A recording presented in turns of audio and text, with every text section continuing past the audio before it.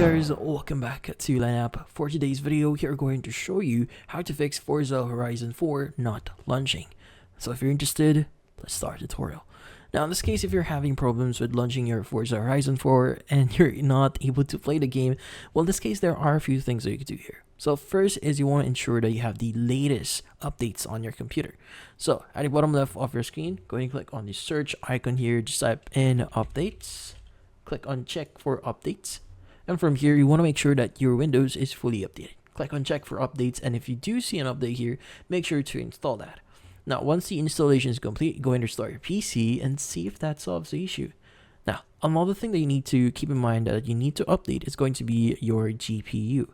Now, what you need to do is you need to search for your GPU's drivers. In my case, I actually have NVIDIA here, so I'm going to open up GeForce here. But if you have AMD, go ahead and use the appropriate driver for AMD. But in my case, I'm using GeForce. Let's go and wait for it to boot up here. So in here, what we need to do is we need to go to drivers at the top right here. And you want to go and click on download if you do see any updates.